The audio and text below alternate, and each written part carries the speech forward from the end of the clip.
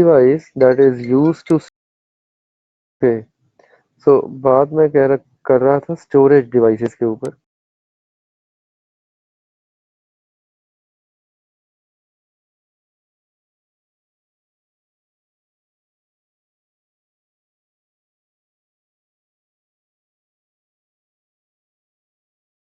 This recording on करेंगे। conference will now be recorded.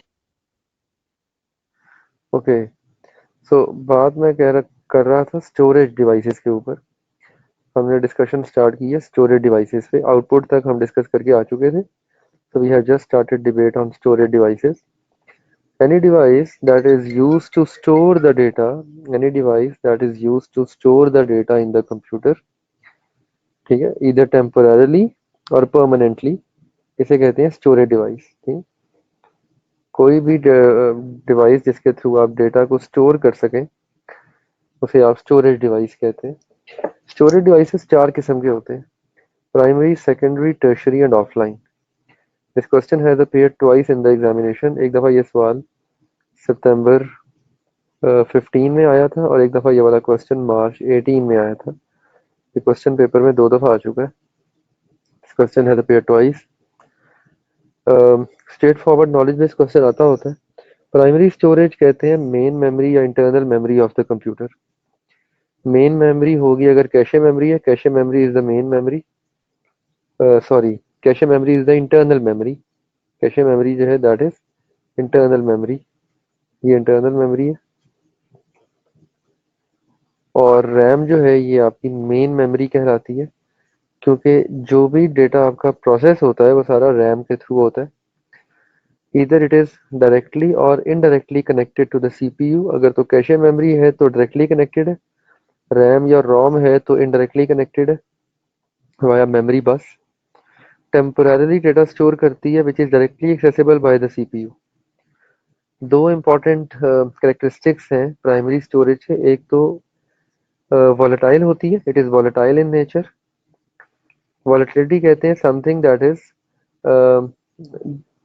Not permanent, ठीक है ना। और volatile nature means it is erased when power is turned of.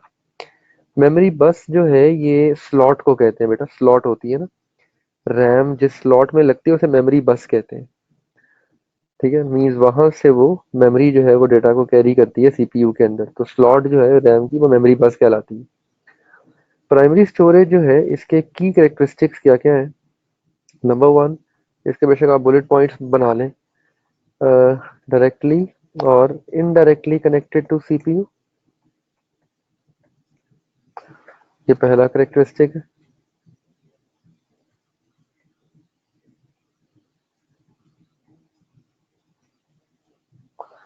Secondly, smaller in size, size में बहुत छोटी होती है, ठीक है, फ्यू एमबीज और वेरी फ्यू जीबीज। आजकल तो खैर जीबीज में आ चुकी हैं, पहले एमबीज में होती थी, ठीक है ना, पहले एमबीज में होती थी, आजकल जीबीज में आ चुकी हैं। Volatile in nature, nature volatile होती है, ठीक है। Quickly accessed by the CPU, CPU जो है इसे क्विकली एक्सेस करता है, तभी डेटा लोडिंग स्पीड जो है वो तेज होती है।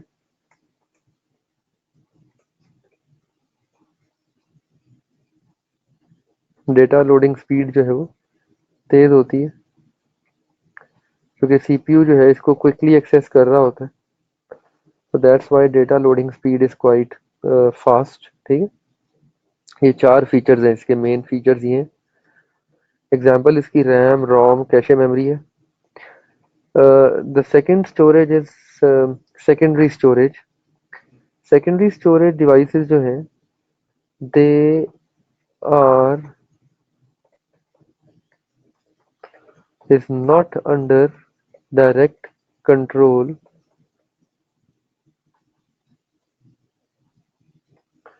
of CPU, ये CPU के डायरेक्ट कंट्रोल में नहीं होती, ठीक है। डेटा इज एक्सेस्ड स्लोली, तभी डेटा स्लोली एक्सेस होता है, ठीक है ना, क्योंकि ये जो मेमोरी है because it is located at a distance from CPU, CPU से थोड़ी डिस्टेंट होती है, सो डेटा एक्सेस जो है वो थोड़ी स्लो होती है, इट इज नॉन वोलेटाइल होती है। CPU access data from secondary storage through primary storage. CPU जो है वो सेकेंडरी स्टोरेज से डेटा एक्सेस करता है through primary storage. Primary storage के थ्रू डेटा एक्सेस किया जाता है, कभी भी सीपीयू डायरेक्टली डेटा एक्सेस नहीं करता। ठीक है। और आजकल तो बहुत सारे पोर्टेबल डिवाइसेस आ चुके हैं जो कि सेकेंडरी स्टोरेज डिवाइसेस जो हैं पोर्टेबल होते जा रहे हैं। नंबर ऑफ पोर्टेबल डिवाइसेस हैं, तो अगर आप इनको बुलेट्स में लिख लेंगे तो ज़रा मेमोराइज करना आसान हो जाएगा। एग्जाम्पल्स में हार्ड डिस्क है, क्लाउड ड्राइव है, यूएसबी ड्राइव्स हैं, all of these are the examples. ठीक है, ये सारी की सारी एग्जाम्पल्स। जी जी ज़ेबा बेटा बताएं।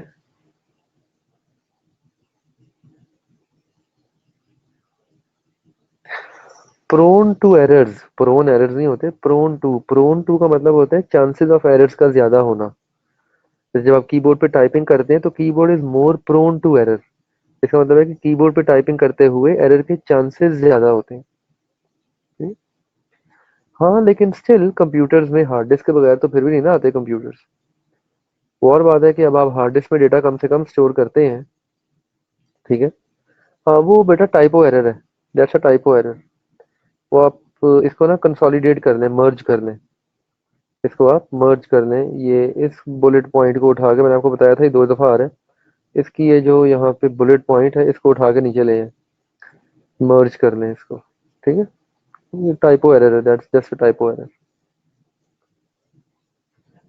सेकेंडरी स्टोरेज डिवाइसेस का यूजेज यस थोड़ा सा कम हो गया है, इंडीड कम हो गया है, लेकिन द थिंग इज के एग्जिस्ट तो करती है ना। हाँ अब हम गूगल ड्राइव ज़्यादा इस्तेमाल करते हैं, यूएसबी फ्लॉपी और सीडी इनका इस्तेमाल कम हो गया, यस डीवीडी का इस्तेमाल कम हो गया। अब आप टॉरेंट से या नेटफ्लिक्स से फिल्में देख लेते हैं, अब आप डीवीडीज पे कहाँ मूवीज देखते हैं। There was a time when people used to watch movies on CDs and DVDs, लेकिन अब जो है वो काफी कुछ चेंज हो गया। Anyway, so we are very precisely aware about primary and secondary storage. ये दो डिवाइसेस जो हैं ये ज्यादा नोन है हमें, दो डिवाइसेस जो हैं ये ज्यादा नोन है। ठीक है। Obviously, but still we have 1 terabyte hard drive. जो state of the art laptop आ रहे हैं उनमें तो हार्ड डिस्क 1 टेराबाइट 2 टेराबाइट तक चली गई है। ठीक है। The third category is tertiary storage. Tertiary storage जो है it involves a robotic mechanism. Tertiary storage जो है ये इतनी कॉमन नहीं है। नॉर्मली टर्शरी स्टोरेज जो होती है it is used for data archiving. जहाँ पे बहुत ज्यादा डेटा जनरेट हो रहा होता है ना, ऐसे ऐसी ऑर्गेनाइजेशंस या ऐसे बिजनेसेस या ऐसे एंटरप्राइजेस जहाँ पे डेटा बहुत ज़्यादा जनरेट हो रहा होता है, वहाँ पे हमें डेटा की लाइब्रेरीज डेवलप करनी होती है। हाँ जैसे फिल्मिंग मूवीज एग्जैक्टली। ठीक है। यूट्यूब की मिसाल ले लें, तो डेटा आर्काइविंग के लिए इस्तेमाल होता है। ठीक है। Quite slower then secondary storage.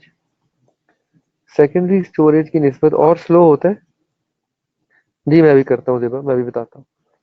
Secondary storage की निस्बत और स्लो होता है, usually very slow, because it is use to archive the data. Data archiving हो रही होती है। ठीक है, which is not accessed frequently. जैसे फॉर एग्जांपल एक बैंक के बाहर सीसीटीवी कैमरास लगे हुए हैं या एक बैंक के अंदर कैमरास लगे हुए हैं। ठीक है। जी मैं कर दूंगा बेटा, आई विल डू दैट ताकि आप नोट कर लें। अब वो कैमरास जो है वो आपके 24/7 रिकॉर्डिंग कर रहे हैं ना। वो कैमरास जो है वो 24 घंटे रिकॉर्डिंग कर रहे हैं। अब 24 घंटे जो है उन कैमरास के, वो डेटा कहीं ना कहीं तो स्टोर हो रहा है ना। Now that is storing being stored on tertiary storage device, जो एक robotic mechanism के थ्रू काम कर रहे होते हैं, which will mount and dismount a storage media into a storage device। कि जैसे ही वो एक आर्काइविंग जो है, नहीं वेयर एंड टेयर ज्यादा नहीं होगी ना, क्योंकि आपका उसकी मतलब इस तरह नहीं है कि आप उसे मैनुअली हैंडल कर रहे हैं। ये ऐसे ही है जैसे एक अर्रे में एक एक ट्रे के अंदर बहुत सारी हार्ड डिस्क लगी हुई है, लेकिन सारी की सारी हार्ड डिस्क जो है वो एक वक्त में कनेक्टेड नहीं है सीपीयू के साथ। और जिस डेटा फाइल को आप एक्सेस करेंगे वो जिस हार्ड में होगी वो उसी वक्त उसकी एक्सेस दे देगा, इसलिए स्लोली काम करता है, that's why it works a bit slowly. ठीक है। So usually used to archive the data which is not accessed frequently, primarily useful for extraordinarily large data store, जहाँ बहुत बड़े डेटा स्टोर्स होते हैं वहां पे इस्तेमाल होता है।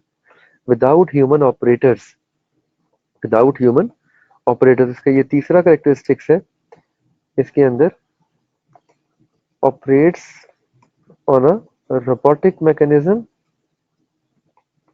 ठीक है। इसका चौथा की पॉइंट है stores extraordinarily large data without human operators, human operators के बगैर एक्स्ट्राऑर्डिनरीली लार्ज डेटा जो है वो स्टोर करने के काबिल होता है। देखिए, टर्शरी स्टोरेज के अंदर, टर्शरी स्टोरेज के अंदर या ऑफलाइन स्टोरेज के अंदर आपका जो स्टोरेज मीडिया है वो सेकेंडरी ही है। देखे ना, मैग्नेटिक टेप है या ऑप्टिकल डिस्क है, ये सेकेंडरी स्टोरेज मीडिया ही है ना। ठीक है, मतलब मीडिया सेकेंडरी ही होता है। हाँ, उसको सिर्फ आप एक्सेस कैसे करते हैं, उस पर डेटा स्टोर कैसे करते हैं, तरीकाकार क्या होता है, वो डिफाइन करता है कि ये टर्शरी स्टोरेज है या ये सेकेंडरी स्टोरेज है। मतलब media is by default secondary storage, लेकिन वो चूंकि रोबोटिक मैकेनिज्म के थ्रू ऑपरेट किया जा रहा है, number one. Number two, data archiving के लिए ऑपरेट किया जा रहा है, so for that reason it is tertiary storage. Got it? Next we have offline storage. नहीं है ना बेटा, इसमें इसके चांसेस जो है डैमेज के वो ज्यादा नहीं है। क्यों नहीं है? क्योंकि रोबोटिक मैकेनिज्म काम कर रहा है। मैग्नेटिक टेप याद है, पुरानी मूवीज देखते होते थे आप वीएचएस टेप के ऊपर। ठीक है, फिल्मों की वीडियो कैसेट्स होती थी ना, वीडियो कैसेट्स, रील, एग्जैक्टली, हाँ, दैट इज मैग्नेटिक टेप, उसे मैग्नेटिक टेप कहते हैं। ठीक है, जो वीसीआर में लगाते थे, मतलब माशाल्लाह बड़े पुराने हो तुम भी वैसे। वीसीआर आपको याद है तो इट मीन्स कि आप भी काफी पुराने हैं। अदरवाइज वीसीआर तो ऑब्सोलीट हुए सालों हो गए। I remember I bought DVD player, CD player, DVD तो खैर बाद में आई थी। सीडी प्लेयर मैंने खरीदा था 1999 में, 98 में, 98 में। उससे पहले वीसीआर होता था घर में, उससे पहले वीसीआर होता। बट वीसीआर जो है ये ऑब्सोलीट हो गए थे लेट 90s में, और अर्ली 2000 में तो फिर बिल्कुल ही खत्म हो गए थे। ठीक है। हाँ, it remains connected but it is not directly accessible by the CPU. और ये एक हार्ड नहीं होती, ये बहुत सारी हार्ड्स होती हैं, या बहुत सारी मैग्नेटिक टेप्स जो है वो एक एक अर्रे में अरेंज्ड होती हैं। और वो रोबोटिक मैकेनिज्म एक टेप को निकालता है, दूसरी को लगाता है। Let me show you a video how a tertiary storage device works. एक मिनट दें जरा, मैं आपको एक वीडियो दिखाता हूँ, टर्शियरी स्टोरेज डिवाइस काम कैसे करती है। एक,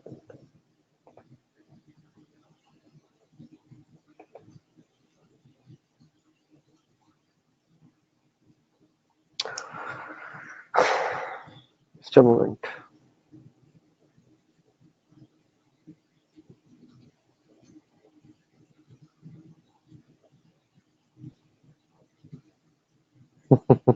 हाँ जी, यस, हाँ जी, हाँ जी, मैं काफी पुराना हूँ बेटा। I was born in 1981. I'm quite old now, approaching 40s, 40 का होने जा रहा हूँ मैं।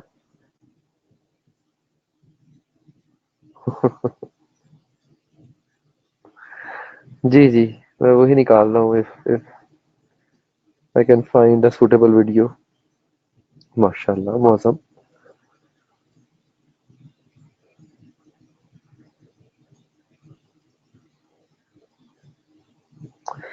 Yes yes, definitely we should, we should.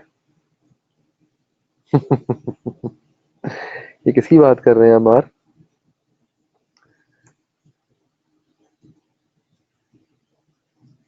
अच्छा, क्या? I will take it as a compliment. Thank you very much.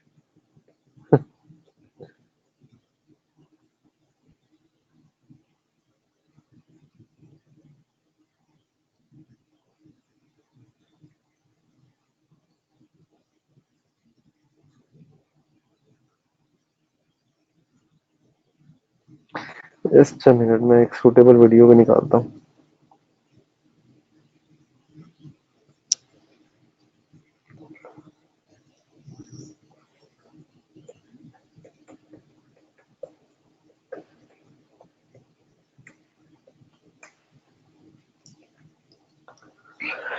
ऐसा ही है ना बेटा, नाउ माशाल्लाह you are into your like teens, तो खैर क्रॉस कर चुके हैं, अब टीन्स तो में तो नहीं है आप, 20, 21, 23 तक चले गए हैं। और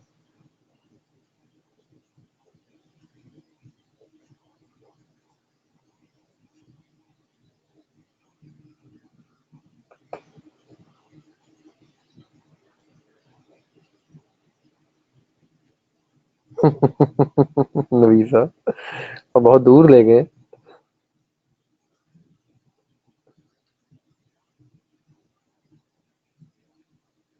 पर उनकी तो मजबूरी है ना यार, यंग लगना, उनकी तो रोजी रोटी इस चीज पे चलती है ना। अब मेरे दिमाग का यंग होना important. No, age is not just a number, तसव्वुर, this is a very debatable topic. Age is not just a number.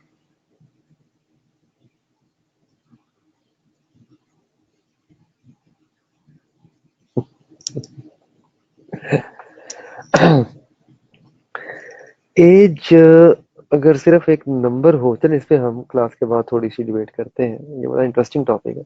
इसमें मेरी बहुत लोगों से बहस हो चुकी है कि वो अक्सर लोग कहते हैं age is just a number. ठीक है, तो आप, क्योंकि मैं एक बड़ी लॉजिकल दलील देखें, एज के साथ साथ मेच्योरिटी आती है, it's not just a number. Age जो है ये आपको मेच्योर करता है, तो age is not just a number. आप at the moment you cross 20, you realise कि आपका मेंटल लेवल चेंज हो रहा है, आपका सोचने का अंदाज चेंज हो रहा है। The moment you reach your 30s, आपकी प्रायोरिटीज चेंज हो जाती हैं। The moment you reach 40s, अब जैसे 40s पे जाते हैं, आपका अ, दुनिया को देखने का नजरिया जो है वो चेंज हो जाता है। ठीक है, ये बड़ा एक इंटरेस्टिंग फिनोमेना है। देखिए ना, अगर एज ये सिर्फ एक नंबर होती, अगर सिर्फ एज एक नंबर होता, तो नबी पाक पे वही 40 साल की उम्र में ही क्यों नाजिल होती, पहले क्यों नहीं नाजिल होती? Why our prophet had his first revelation at the age of 40, not before 40? क्या वजह है? कोई ना कोई रीजन तो थी ना उसके पीछे। ठीक है, एक्सपीरियंस, यस एक्सपीरियंस। रीजन क्या थी? एक्सपीरियंस। अल्लाह ताला ने वेट किया ना, अल्लाह ताला ने इंतजार किया कि आप सल्लल्लाहु अलैहि वसल्लम को एक्सपीरियंसेस से गुजारे, आपको मुख्तलिफ किस्म की एक्सपीरियंसेस हैं उनको उनसे गुजारे, and then you see, then the right time when it comes, तो फिर चीजें आपके सामने आश्कार होती हैं। यार एक दो वीडियोस मिली तो हैं, लेकिन इतनी कुछ सूटेबल लग नहीं रही मुझे। तो खैर चल, लेट्स गेट बैक। आप बस ये वाले पॉइंट्स याद रखें, फिर वैसे मैं दोबारा देखूंगा, अगर मुझे कोई और सूटेबल वीडियो मिली तो मैं शेयर करूंगा आपके साथ ग्रुप के ऊपर, व्हाट्सएप पे डाल दूंगा। खैर, टर्शियरी स्टोरेज का पर्पस ये होता है कि डेटा आर्काइविंग करती है। ओके, ऑफलाइन स्टोरेज का पर्पस क्या होता है? डेटा का बैकअप। ऑफलाइन स्टोरेज जो है, इसका पर्पस क्या होता है? ऑफलाइन स्टोरेज से हम डेटा का बैकअप क्रिएट करते हैं। ठीक है ना? Offline storage is not under control of CPU. Offline storage जो है वो सीपीयू के कंट्रोल में नहीं होती, तभी तो ऑफलाइन कहते हैं ना।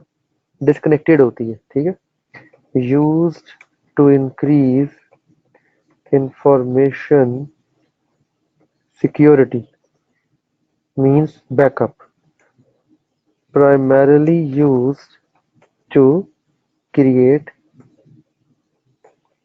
बैकअप। ठीक है, प्राइमरी यूज क्या है? बैकअप। ओ हाँ, स्क्रीन स्टक हुई है, सॉरी सॉरी सॉरी सॉरी, ये अब आ जाती है। ओके, अब देख अब आ गई है कि primarily use to create backup. ठीक है, इसके बाद चौथा यूज क्या है इसका मेनली, चौथा इसका करेक्टरिस्टिक्स क्या है?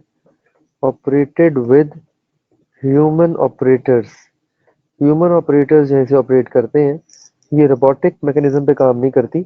अगर आपने इसकी एक्सेस लेनी है तो आपको ये मैनुअली माउंट करनी पड़ेगी, इंसर्ट करनी पड़ेगी, कनेक्ट करनी पड़ेगी by a human operator before a computer can access it again. ठीक है ना? तो ये इसके चार करेक्टरिस्टिक्स हैं। Off site location, storage data on portable devices. हम पोर्टेबल डिवाइसेस पे, portable devices can be a USB, can be an external hard disk, can be a DVD. Off site location पे रखते हैं, ऑफलाइन वेब सर्वर्स पे रखते हैं, जैसे G drive है, गूगल ड्राइव है। ऑफलाइन पोर्टेबल डिवाइसेस पे रखते हैं,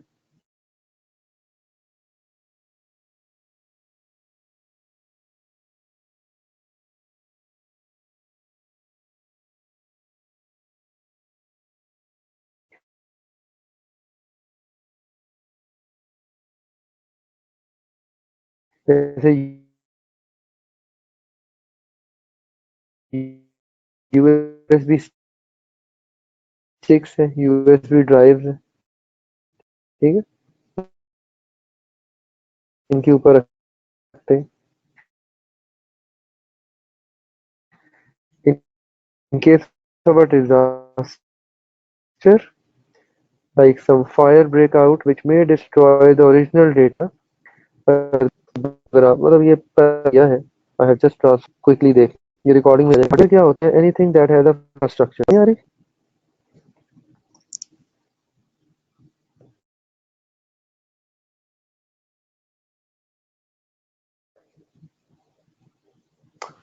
आवाज नहीं आ रही?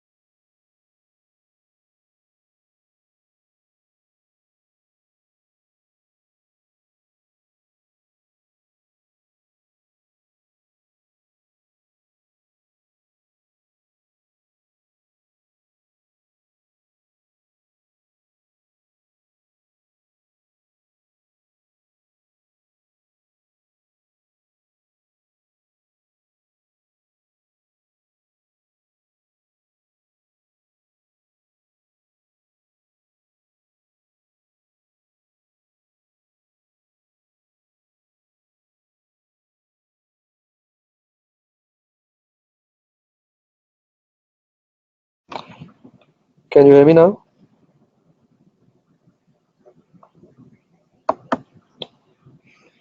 Okay, good. चलो, थैंक यू। तो मैं ये बता रहा था कि इसमें ये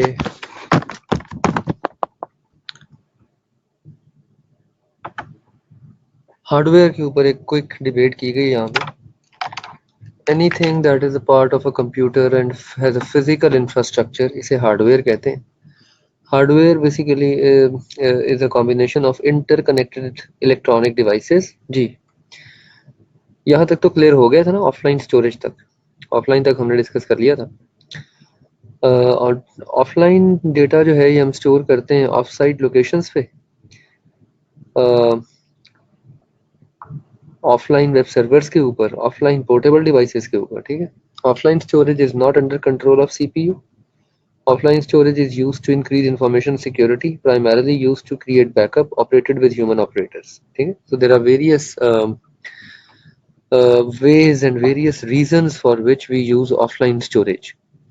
बहुत सारी वजूहात की बिना पे हम ऑफलाइन स्टोरेज को इस्तेमाल करते हैं। One of the prime reason to use offline is backup. अच्छा, टर्शरी और ऑफलाइन में जो बुनियादी फर्क है वो ये है, ये दो मेन डिफरेंसेस हैं।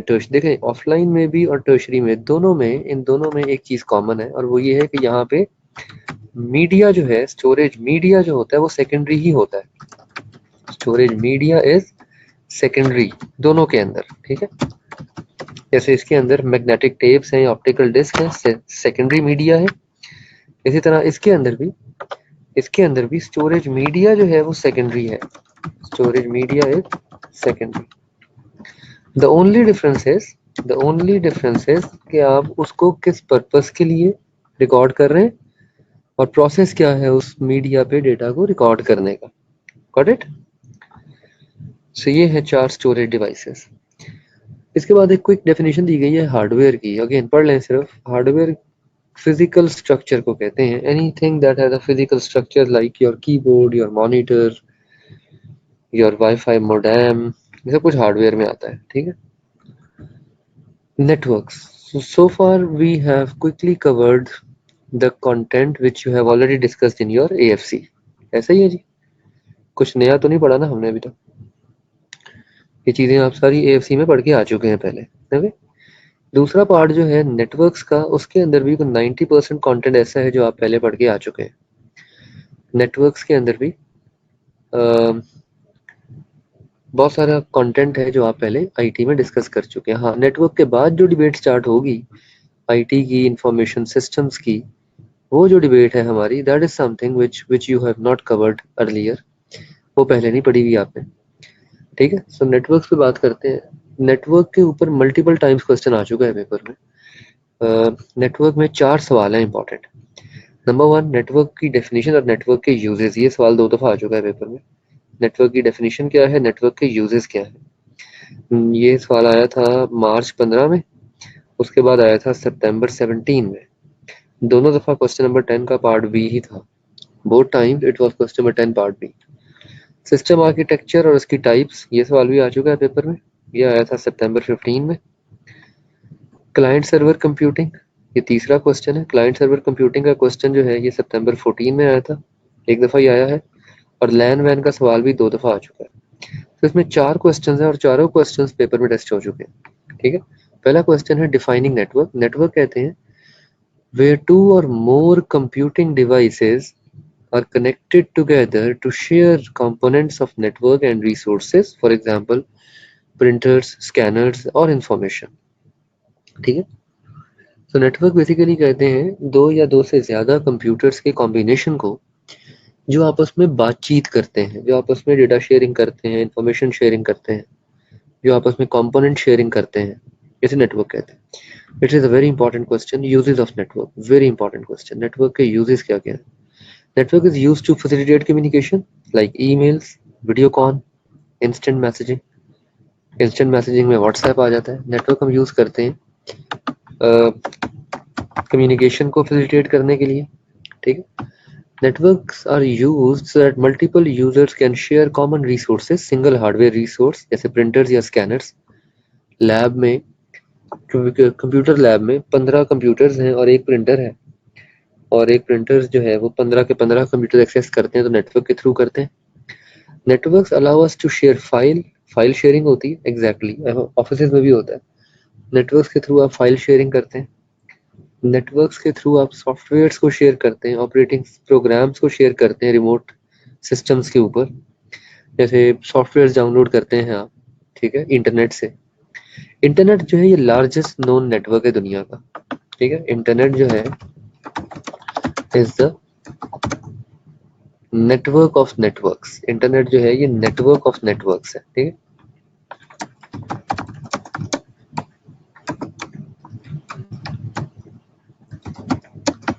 Largest built network in the world, ठीक है, largest build network in the world. तो इंटरनेट जो है ये लार्जेस्ट नोन नेटवर्क है, दुनिया का सबसे बड़ा नेटवर्क है, ठीक। इंफॉर्मेशन शेयरिंग होती है, ठीक है, information sharing, access and maintain among network users. तो ये सारे यूजेस है नेटवर्क के। ये क्वेश्चन 2 दफा आ चुका है, एक दफा 4 नंबर का आया था, एक दफा आई गेस 6 नंबर का आया था। ये पहला पार्ट है इस टॉपिक का। अच्छा, 11 चैप्टर को आप क्वेश्चन बाय क्वेश्चन प्रिपेयर करेंगे तो पढ़ना भी आसान होगा। इस चैप्टर को आप अगर क्वेश्चन बाय क्वेश्चन तैयार करेंगे तो it will be easier for you to prepare this chapter comfortably, ठीक। दूसरा क्वेश्चन है, क्वेश्चन नंबर 2 है सिस्टम आर्किटेक्चर की डेफिनेशन, सिस्टम आर्किटेक्चर की टाइप्स, ठीक है। ये दूसरा क्वेश्चन है। सिस्टम आर्किटेक्चर, आर्किटेक्चर का लफ्जी मतलब होता है इंफ्रास्ट्रक्चर, एक ढांचा, अरेंजमेंट। सिस्टम आर्किटेक्चर कहते हैं अरेंजमेंट को, ठीक है। इंफ्रास्ट्रक्चर को उर्दू में आप इसे ढांचा कह सकते हैं। जैसा फॉर एग्जांपल एक आर्किटेक्ट घर बनाते हैं ना, तो घर का आर्किटेक्चर होता है ना, कौन सी चीज कहाँ पे होगी, किस तरह से आपका नक्शा बनेगा, उसमें कौन कौन से कमरे कहाँ कहाँ पे लोकेटेड होंगे, पोर्श कहाँ पे होगा, ठीक है, इसे आर्किटेक्चर कहते हैं। तो सिस्टम आर्किटेक्चर भी यही कॉन्सेप्ट है। सिस्टम आर्किटेक्चर भी यही डिफाइन करता है that how different components of computer are connected together, such as personal computers, printers, storage devices, how are they linked together and how they interact. तो system architect, हाँ okay fine, let's take a 2 minutes pause, विशा की अजान के लिए 2 minute का pause ले।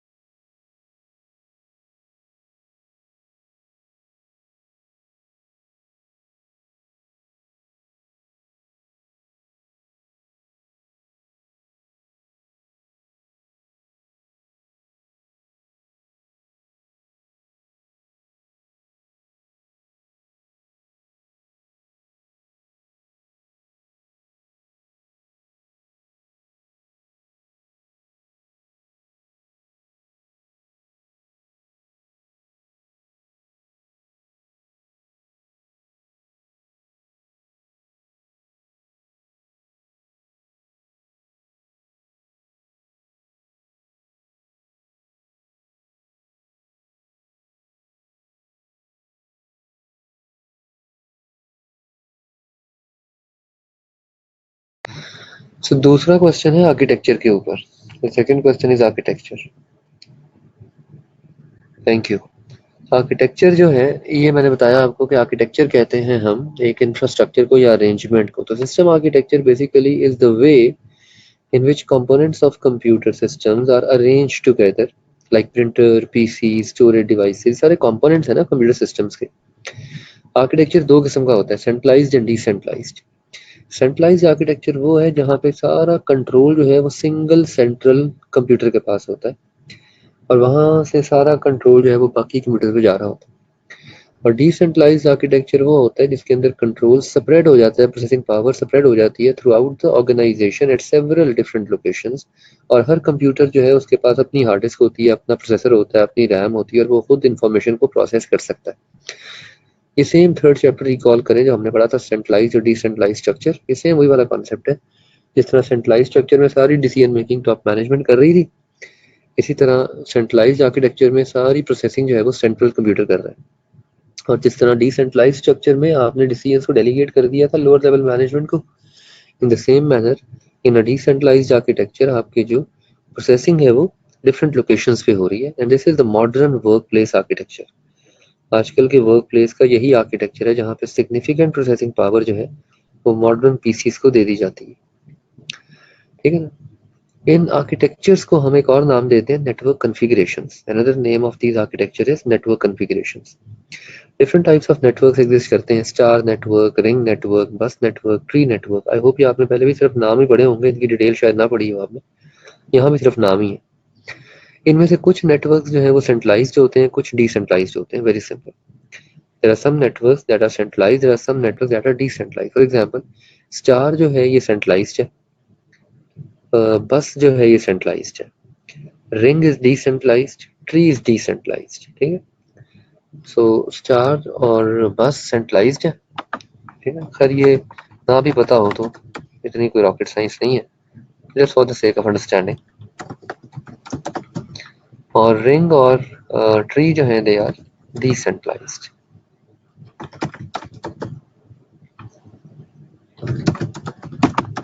ठीक, ये क्वेश्चन भी आ चुका है 2 नंबर का। ठीक है, ये क्वेश्चन भी आ चुका है 2 नंबर। क्लाइंट सर्वर कंप्यूटिंग क्या होती है? Client server computing is one level of interaction found between computers in system architecture. Client server computing जो है ये एक किस्म की interaction है which is found amongst computers in a system architecture. Client server computing में एक server होता है. Server is a machine which is dedicated to provide a particular function requested by a client in a network system. जैसे for example Facebook की मिसाल ले लें। Facebook का एक सर्वर है और आपकी मशीन ये क्लाइंट्स हैं। आप जब लॉगिन करते हैं अपना अकाउंट तो वो रिक्वेस्ट जाती है फेसबुक के सर्वर को, वो मैच करता है आपका लॉगिन आईडी और आपका पासवर्ड और आपको एक्सेस दे देता है आपके अकाउंट की। तो सर्वर एक डेडिकेटेड मशीन होती है जो कि उन रिक्वेस्ट को, या फॉर एग्जांपल आप फेसबुक पे फाइल शेयर करते हैं, कोई पिक्चर अपलोड करते हैं, सेल्फी, आप पाउच बना के मुंह का पाउट बना के आप सेल्फी अपलोड करते हैं। वो बड़े आजकल अजीब अजीब से लोग पाउट बनाते हैं, तो आप भी वैसा ही कोई पाउट आप भी वैसा ही कोई पाउट बना के सेल्फी अपलोड करते हैं। तो वो जो सेल्फी है आपकी वो सर्वर के पास जाएगी। ठीक है, फेसबुक का जो सर्वर है आपके उस रिक्वेस्ट को अपलोड करेगा। ठीक, servers can range from top end supercomputers, handling thousands of network users, जैसे फेसबुक की एग्जांपल ले लें। ठीक है, फेसबुक जो है इट इज सुपर, मतलब फेसबुक का जो सर्वर है that is going to be a super computer ना। मतलब 1 बिलियन फेसबुक यूजर्स हैं दुनिया में इस वक्त, more than 1 billion, more than 1 billion people use Facebook in the world, 1 अरब से ज्यादा। वो कहते हैं अगर फेसबुक एक फिजिकल कंट्री होता तो इस वक्त वो दुनिया की तीसरा बड़ा मुल्क है आबादी के लिहाज से। फेसबुक जो है ना that is the third largest country in the world with respect to population after India and China. ठीक है,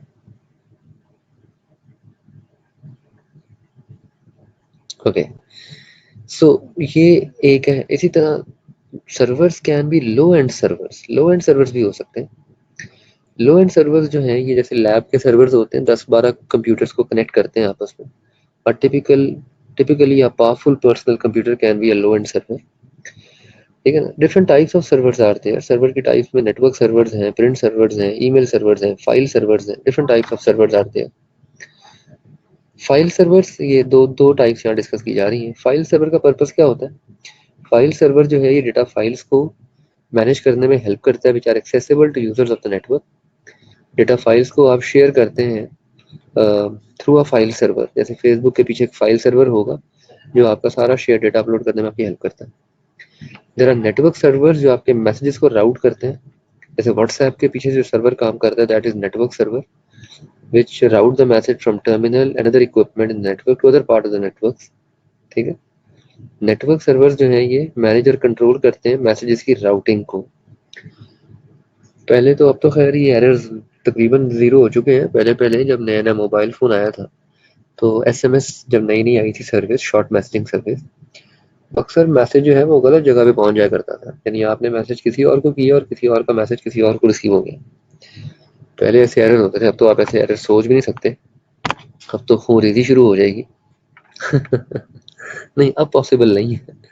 now it's not possible but earlier it used to happen. ठीक है। ये मैं आपको बात बता रहा हूँ 1999 की, 98 की, जब नए नए मोबाइल फोन आए थे उस वक्त ये होता था। ठीक है। हाँ, अब तो इतनी एडवांस टेक्नोलॉजी है, अब तो इतने एडवांस सिस्टम्स हैं कि अब ये मुमकिन नहीं है। Now it's not possible. ठीक। So these are different types of servers.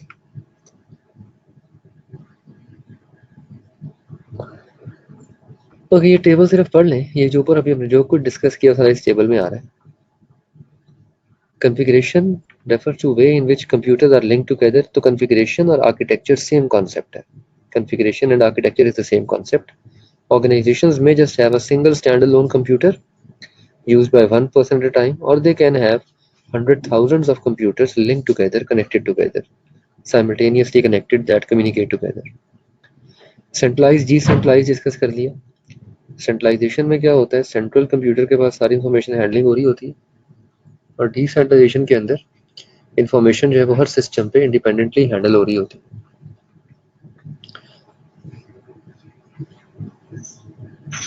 अच्छा, दो और किस्म के सिस्टम्स हैं, multi user and distributed. Multi user system वो हैं जो मल्टीपल यूजर्स को एक्सेस देते हैं एक सिस्टम की। जैसे आपने नेटफ्लिक्स के अकाउंट यूज किए होंगे। नेटफ्लिक्स में जो मल्टीपल स्क्रीन्स का कॉन्सेप्ट है वो मल्टी यूजर सिस्टम के एक ही वक्त में मल्टीपल यूजर्स जो हैं वो रिक्वेस्ट करते हैं एक्सेस को और उनको वो एक्सेस मिल जाती है।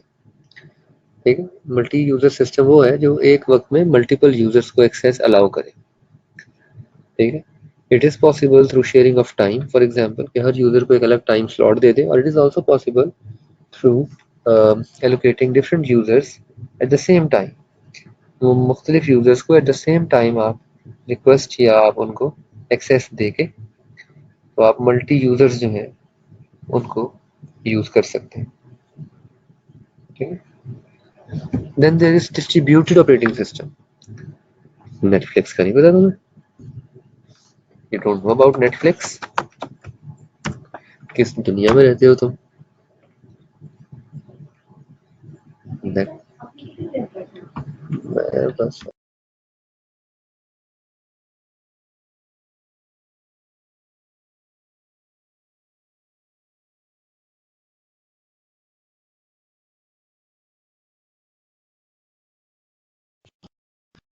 नेटफ्लिक्स जो है दैट इज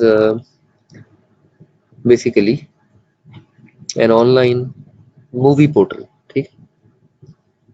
नहीं, रेस्टोरेंट नहीं है यार। ना तंग करो उसे। ओके। सो डिस्ट्रीब्यूटेड सिस्टम्स जो है they are the system where group of independent computers make them appear to be a single computer. Distributed system की एग्जांपल है एटीएम मशीन। डिस्ट्रीब्यूटेड सिस्टम की बेस्ट एग्जांपल है एटीएम मशीन। एटीएम मशीन जो है ये मुख्तलिफ इंडिपेंडेंट लोकेशन से, but it just appears like it operates like a single computer, independent computer। ठीक है, इसे कहते हैं डिस्ट्रीब्यूटेड। तो ये भी खैर जस्ट पढ़ लें, रीडिंग के लिए इंपॉर्टेंट है, जस्ट रीड इट आउट। काफ़ी है आज के लिए। लैन वैन कल पढ़ लेंगे। ठीक। कल लैन वैन पढ़ेंगे, कल आईटी आईएस की डिस्कशन स्टार्ट करेंगे। इंफॉर्मेशन टेक्नोलॉजी क्या होती है, इंफॉर्मेशन सिस्टम्स क्या होते हैं। ठीक है। जी जी नवीद, फरमाएं फरमाएं। ऑन अ लाइटर नोट, आप ऑन अ हैवियर नोट भी फरमा सकते हैं। हाँ हाँ, मैं मेरा जो करियर है अ, वो पहले कॉर्पोरेट में ही था। मतलब मैंने प्रोफेशनल करियर में कदम रखा था ईयर 2002 में, थ्री में 2003 में when I did my graduation. तो मैंने 2003 में प्रोफेशनल लाइफ स्टार्ट की थी। ठीक है, उसमें मैंने सबसे पहले कॉर्पोरेट वर्ल्ड में ही काम किया था। मैं बेसिकली, मेरा बैकग्राउंड है कंप्यूटर इंजीनियरिंग। मैंने कंप्यूटर्स में बैचलर्स किया था, तो मैंने इनिशियली सॉफ्टवेयर हाउस में नौकरी की थी कुछ महीने। फिर मैंने एमबीए किया, फिर एमबीए करके मैंने सेल्स एंड मार्केटिंग में काम किया कोई 3-4 साल, 2003 से 2008 तक I had been into corporate world. 2008 से मैं टीचिंग में आ गया था। 2008 से लेकर अब 2019 आ गए, 11 साल हो गए मुझे एकेडमिया में, एकेडमिक्स के अंदर। ठीक है, सो दैट, तो ओवरऑल मेरा करियर जो है, प्रोफेशनल करियर जो है, it has been like since 16 years now.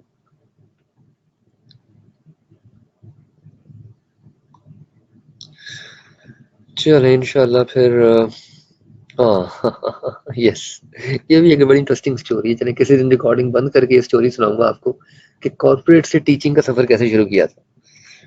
ये किसी दिन ये आपको स्टोरी सुनाऊंगा, ठीक।